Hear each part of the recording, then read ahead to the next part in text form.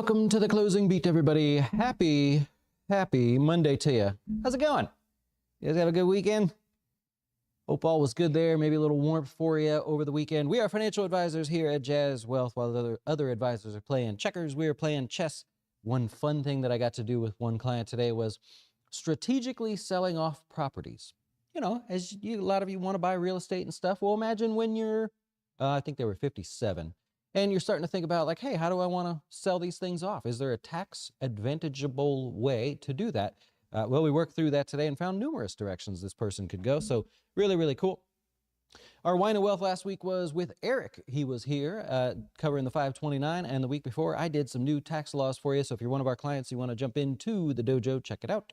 You are welcome to enjoy that. If you're not a client of ours, check us out, jazzwealth.com. Financial advisors for everybody. And I'll tell you one thing.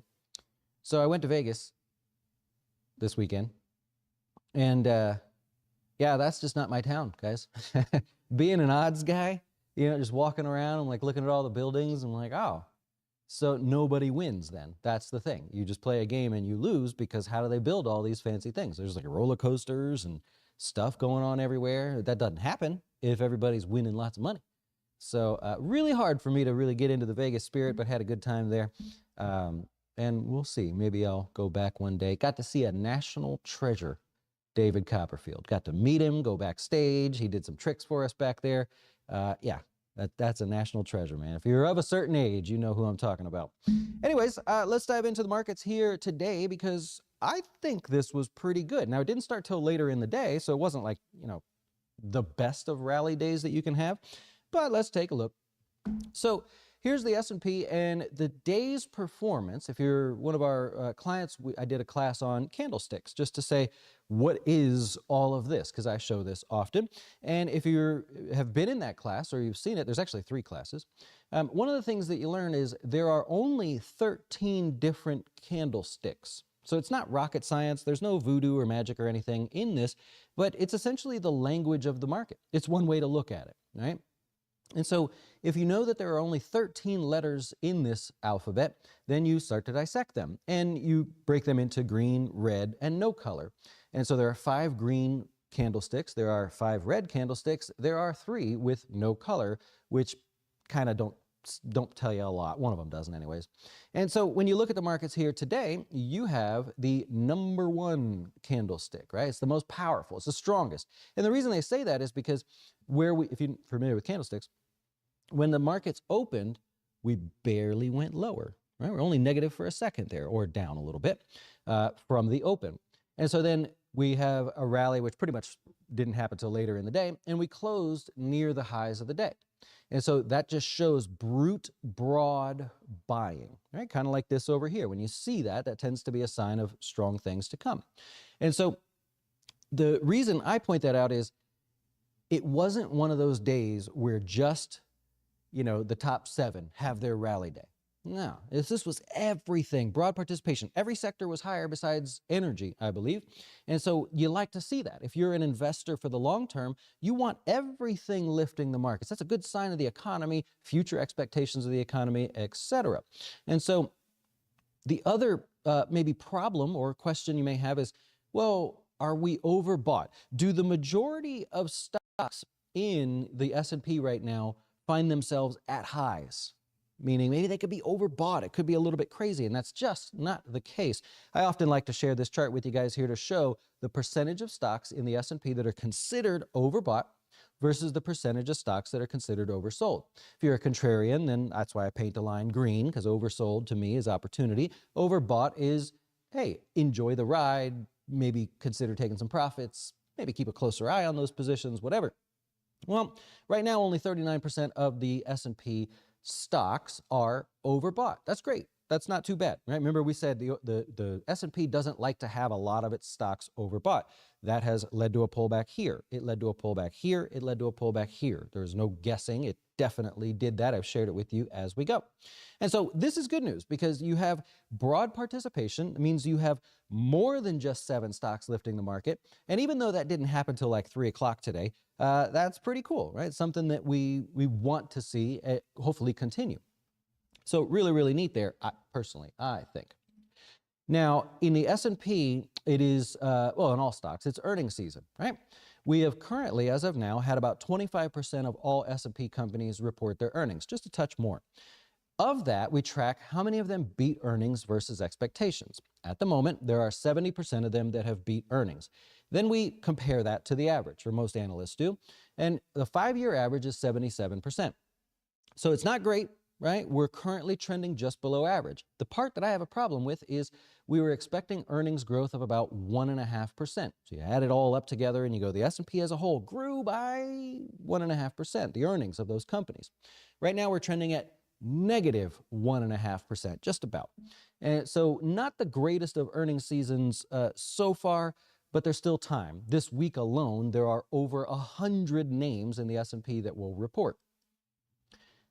So there's time, right? So this is good. This week is a very, very busy week for earnings, of course, and so that's okay. We're ready. We'll see what happens there. I've got a few to talk about today. If we look at the NASDAQ there, we're now up, well, we closed today up over 65% since this bull market started. This bull market is now 395 days or 96 days old.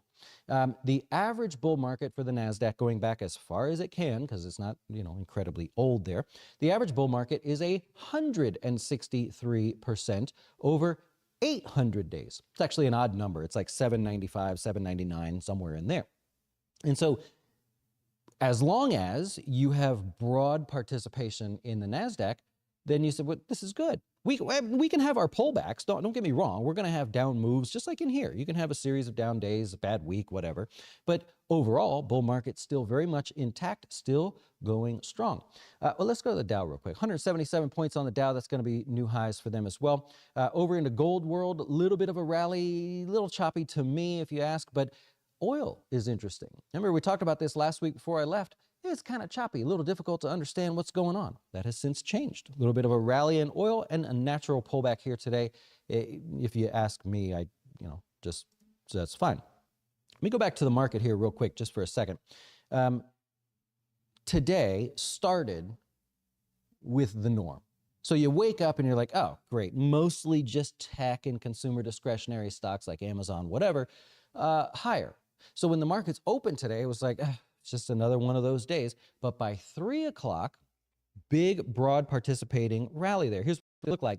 It's an intraday chart of every single sector. You start the day, we had basically tech and consumer discretionary with the communication services, the Netflix and Disney, et cetera, in the mix. Kind of a hodgepodge, like slow case of the Mondays type day. Look what happened right here at 3. Programmatic and broad buying. Awesome. I don't know why. I didn't look at it. I was following the price. But who cares why? All of a sudden, everything participates. And by the end of the day here, we've got everything except for energy higher. That's good enough. Energy participated. It just couldn't work off the losses for the day. So it's not like it didn't participate. Just, okay, fine. We're all moving in the right direction. Notice how everything looks the same. From the very moment that rally started, what we call the programmatic or the algorithmic buying there, everything's strong and everything moved universally. When there was a peak in one sector, there was a peak in another sector and all the other ones. When they pulled back briefly before the end of the day, they all did it together. When they rallied at the end of the day, look, they all, except for maybe communication services, they all did it together. That's great. That's the kind of bullish bull market rally that you like to see. So I'm not complaining at all about today. There's not anything else to say about it. You can't fight that. When everything says rally, your beliefs and thoughts go out the window. You better follow along because you can't fight that tide. You can't fight that sort of flow. So we'll see. Now, it's going to be a rather exciting week this week because of the earnings is one of them that we talked about. But we have the Fed policy meeting coming up this week as well.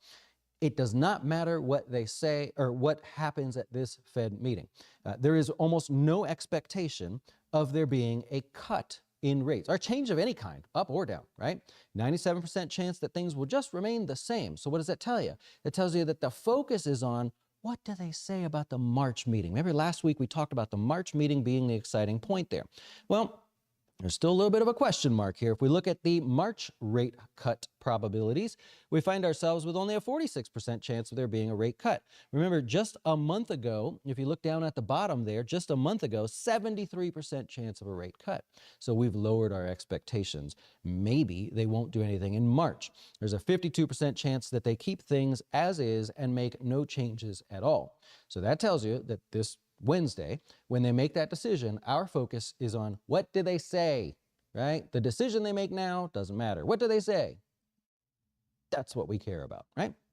So, we'll see. We'll definitely be here for that, and we'll cover all of it. Can I go a little off topic for a second? Just for a second, and I'll do the stocks in the news, and we'll take your questions if you have any questions. But let me go off topic here for just a second. Did you know that it's now almost in a lifetime, not for everybody, but it's cheaper to buy a brand new home relative to buying an existing home? Yeah, that just came out here. Here is the median price of a new home relative to the median price of an existing home. So we're not playing the average game here. Here we go. So this now finds itself as cheap as it was all the way back in 1992. Remember that, and if you're going to play the economics game here and try to figure this out, new home supply is more elastic, right, than existing homes. Why is that? Think about it. A new home, to buy it, does not require someone to be a seller. It's a one-direction transaction. Whereas existing homes, for every existing home that's purchased, there has to be a seller of that home. So there's a lot more leeway there, and that has driven the price of new homes down to lows since 1992. Pretty crazy. Okay, let's do some stocks in the news there.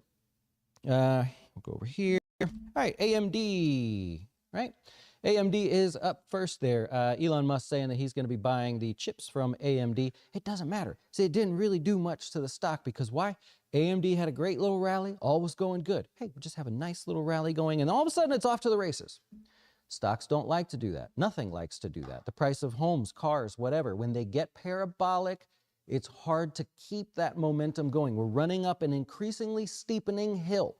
As a human, I probably can't run up too many hills, maybe a little bit, but if we're going to run up a real steep one, I'm not doing it for very long. I'm going to get tired. I'm going to want to sit. I'm going to want probably to roll my little butt down the hill, and that's what's going to happen there. So not much movement there.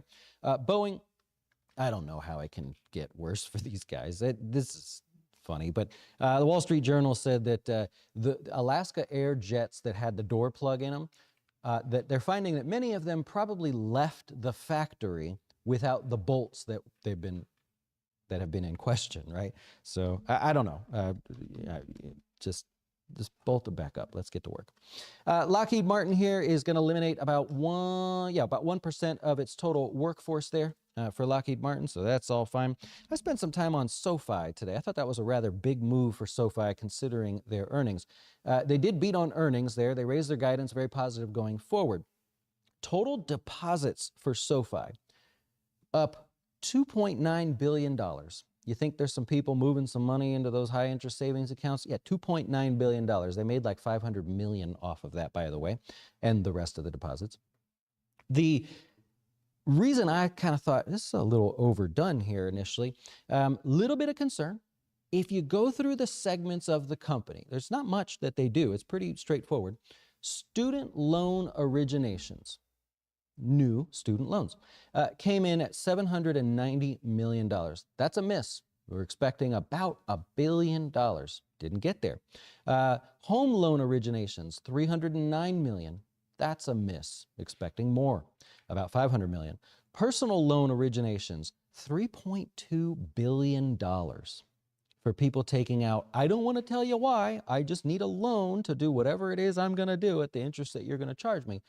That was a miss, $3.2 billion. So under the surface, segment-wise, I don't know that I'm super happy about that. Now, they were all positive going forward. Everything's going to be great. We're going to get back to normal. All this is going to be great. But I don't know if that was worth 20% all in one day. Just me talking, though. I don't know. And then Microsoft, if you happen to catch Barron's over the weekend, that was the talk of the article, of the main article, the cover page. That was it. So Microsoft getting a little bit of a boost on that. And remember, a lot of this came right at the end of the day. So that broad market participation happened to do the trick. Do we happen to have a winner for Guess the Dow? We do. We do. Yeah, your winner from last week was Miss Catherine Lamb. Catherine Lamb is a client, and they will be getting their account credited $100. So congrats to them. Yeah, usually we wouldn't say their last name. I know. We just know her. I was looking them up. Yeah. As soon as I saw that, I was like, I know who that is. Yeah. So yeah, they won the $100 and we'll get their account credited. Nice. Yep, that makes sense. Want to take the $100 credit. Remember, if you are a client and you play and you win, take the credit to your account, but take it, if you have a Roth IRA, take it to the Roth IRA. It's a small thing. It's a little thing you can do, but worthwhile, something definitely to consider. You can also take the money. I don't care. I'm just saying, don't have us credit it to like your traditional IRA or something. Then you got to pay tax on the growth and all that. A few bucks, you know what I mean.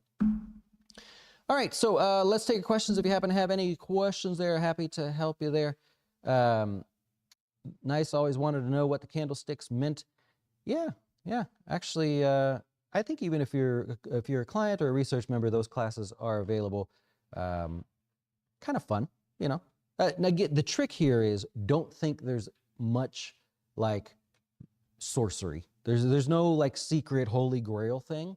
It's just a matter of like, hey, I'm going to learn the language of what's happening. What is that market telling me? What's that candlestick telling me? So that's one way to look at it.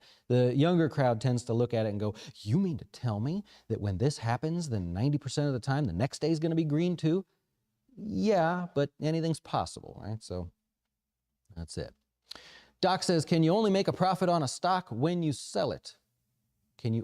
No. Is that a trick question? I'm going to say no on that one. And if I need to expand, I can. Yeah. Good friend putting all his money into NVIDIA. Yeah, all right. NVIDIA is in the news a lot, so that must be where I need to put my money. Never mind how expensive it is, right? The operational excellence and perfection that must happen out of NVIDIA over the next 5 years, not even longer than that, in order for it to just maintain its current price. Yeah. Your dad's flying Alaska Airlines today as we speak. Just go to the door, check the door. I sat in the exit row on the way home from Vegas, and I was like, yep, that looks good right there. But it wasn't the MAX 9, of course. Or it wasn't the MAX 8 either. I was happy to see that. Love it. Oh, you're gonna got some profits to pay for a little vacation. That's one way to do it. Yeah. You like Pfizer? You got earnings tomorrow morning. Well, I don't know if you can do much with it now, right? The earnings will do what it's, everything's going to do what it's going to do. Projected moves about $1.03 one way or the other. I suspect that the focus will be less on the earnings and more on their weight loss drug. I was looking through some research on that. Side topic. It's popular this time of year for analysts to track the amount of people that are still in that New Year's resolution mode, because then that translates to things like what? Weight Watchers, or WW, or whatever you call them now. Right? So it translates into potential future sales, and they break it all down and try to figure out how much money is the company going to make, or did everybody give up on their resolutions and they're not interested? Funny enough, everybody is basically giving up on their resolutions, which is a trend. It's normal. This happens. But they're not giving up on weight loss. The searches for weight loss drugs are it's just incredible, right? And trending higher so far this year. The search for weight loss is, I want to do it the easy way. So I have that's a long way of saying I suspect that will be the main focus of the, earnings. Candlesticks classes are good, but the guy teaching looks young enough to be your son. That's what happens, man. You come out here, you start a little business, do all this teaching and stuff, and you age rapidly. I saw the budgeting class video because I was thinking about redoing the budgeting class, and I cried. I cried a little bit. A couple tears before bed, and just put my best face forward. Thoughts on the Fed proposing tax on unrealized gains? No, that's not going to pass. And I'm not being biased on that one. That's just not going to pass. Do I get nervous that a few of my individual positions are hitting all-time highs? Got a few of those alerts today. Oh, I wouldn't say nervous. That's certainly something to be excited about. You just look at the rate of change on that and say, well, if we're going a little too far too fast, maybe I'll want to use a trailing stop, have a number in mind where you just peel off a little bit and go from there. Do you agree that mega caps tech PE don't matter anymore and they need to be rated with a? No. If you lived through the dot-com bust, you go, no, don't even jinx the market like that. That was a thing way back. I was actually finishing high school, going into college, and I remember that discussion. I also remember the discussion of, do you agree that home prices are just going to go up forever and then we just don't have to think about pullbacks ever again? No, you don't. Stop it. Stop it. Giovanni's back looking at some Disney. You think it's still cheap? Okay. Comments on Starbucks. I hope it goes up. I got a client that has a ton of stock that they got from working there, and we're looking to find a moment to sell it, so I hope it goes up there. Earnings will be coming up shortly, but so far, maybe it looks like oil, doesn't it? Kind of looks like oil the way it's perking up. Doc gave up on the New Year's resolution. What was mine again? Did I have one? I had one. My New Year's resolution was drink more water. Yeah, and I have. That's actually gone well. So I'm still in, you know. Yeah. Well, there was no hard and fast like this many things of water, but I notice. I see our stack down there. I'm going through the water there, so I'm still in. I'll drink some water tonight, right? A little softball game. Yep. Starting pitcher. I love it. Yeah, well, I got to get ready for that. I got to start stretching now. We do a little Monday softball game here and beautiful weather for that. We'll be back tomorrow to do this all over again if you want. And I'll wish you guys a great rest of your day. Thanks for watching, hanging out with us. See you tomorrow. At Jazz Wealth, we treat you like family. That was going to be our slogan, but the employees here took it a little too seriously. You bought what? That wasn't in the plan that I built for you. Oh, quit crying. Don't spend one more dollar. I'm gonna start calling you Sylvester because you sound like a real... Tú siempre estás llorando como un bebé, llorancito. I'm not mad. I'm just disappointed. That's how you get your identity stolen. We decided to go with let our family be your family's advisor.